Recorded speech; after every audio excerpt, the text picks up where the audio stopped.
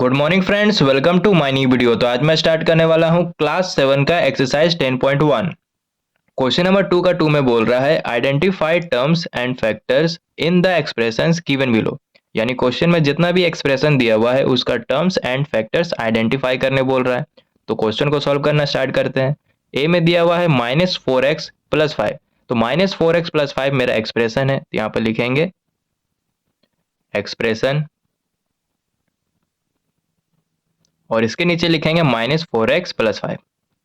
अब terms and factor identify करेंगे, तो यहाँ पे लिखेंगे टर्म्स और यहाँ लिखेंगे फैक्टर्स। यहाँ पे टोटल टर्म्स कितना है, तो यहाँ पे टोटल टर्म्स 2 है। ये पहला हो गया और ये दूसरा हो गया, तो यहाँ पे लिखेंगे -4x और इसके नीचे लिखेंगे 5। ठीक है।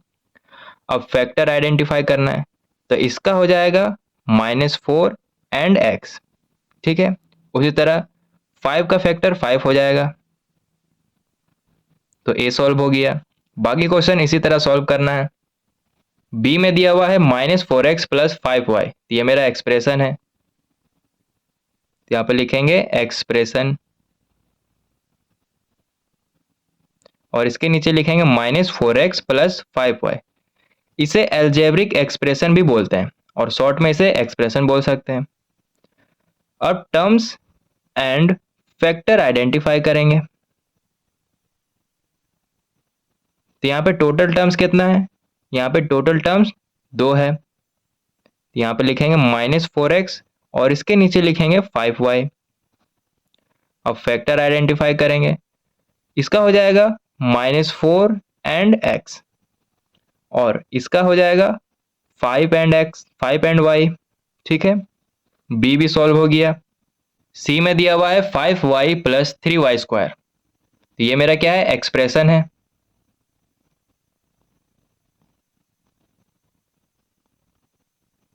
इसके नीचे लिखेंगे 5y + 3y²। अब टर्म्स एंड फैक्टर आइडेंटिफाई करना है, तो यहाँ पे लिखेंगे टर्म्स और यहाँ पे फैक्टर्स।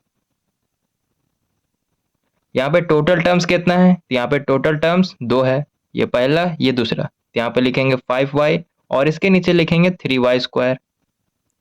अब 5y का फैक्टर्स हो जाएगा 5, y और 3y² का हो जाएगा 3, y, y। y² है यानी यहाँ पर 2y है। ठीक है। ये 3 है। डी में दिया हुआ है xy + 2x² y², ये मेरा क्या है, एक्सप्रेशन है, यहाँ पर लिखेंगे एक्सप्रेशन।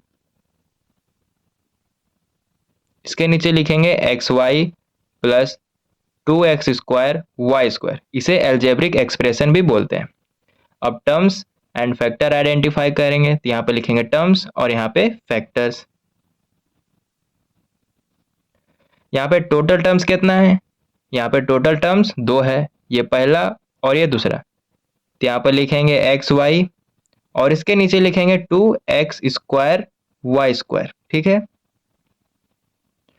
अब xy का फैक्टर हो जाएगा x, y और 2x² y² का हो जाएगा 2, x, x, y, y।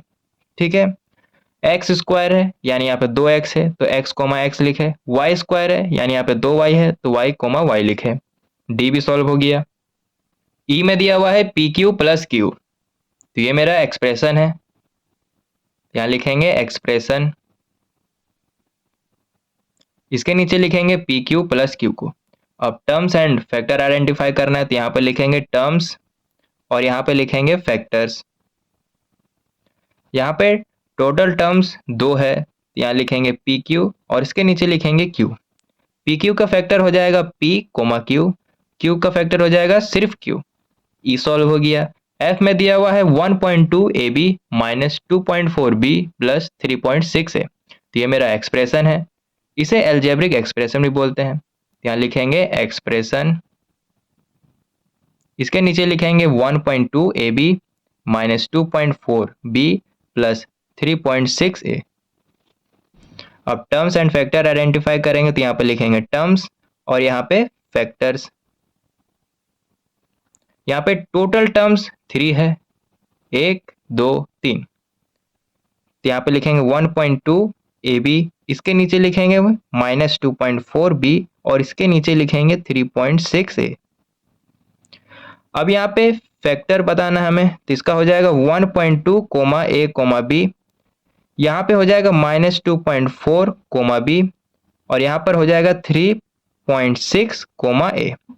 तो F भी सॉल्व हो गया। G में दिया हुआ है 3/4x प्लस 1/4, यहाँ लिखेंगे एक्सप्रेशन, इसके नीचे लिखेंगे 3/4x प्लस 1/4। अब टर्म्स एंड फैक्टर आइडेंटिफाई करना, तो यहाँ पे लिखेंगे टर्म्स और यहाँ पे फैक्टर्स। यहाँ पे टोटल टर्म्स 2 है, तो यहाँ लिखेंगे 3/4x और इसके नीचे लिखेंगे 1/4। अब फैक्टर आइडेंटिफाई करना है, तो इसका हो जाएगा 3/4 x और यहाँ पे 1/4 ही रहेगा, तो G भी सॉल्व हो गया। H में दिया हुआ है 0.1 p² प्लस 0.2 q², ये मेरा क्या है, एक्सप्रेशन है, इसे एल्जेब्रिक एक्सप्रेशन भी बोलते हैं। तो यहाँ पे लिखेंगे एक्सप्रेशन, इसके नीचे लिखेंगे 0.1 p² प्लस 0.2 q²। अब टर्म्स एंड फैक्टर आइडेंटिफाई करेंगे, तो यहाँ पे लिखेंगे टर्म्स और यहाँ पे फैक्टर्स। यहाँ पे टोटल टर्म्स 2 है, पहला ये दूसरा, यहाँ लिखेंगे 0.1 p² और इसके नीचे लिखेंगे 0.2 q²। फैक्टर्स आइडेंटिफाई करेंगे, तो इसका हो जाएगा 0.1 p p² है, यानी यहाँ पे 2p है। इसका हो जाएगा 0.2 q, यहाँ q² है, यानी यहाँ पे 2q है, तो q लिखे, तो H भी सॉल्व हो गया। इसी तरह क्वेश्चन नंबर 2 का 2 पूरा सॉल्व हो गया है।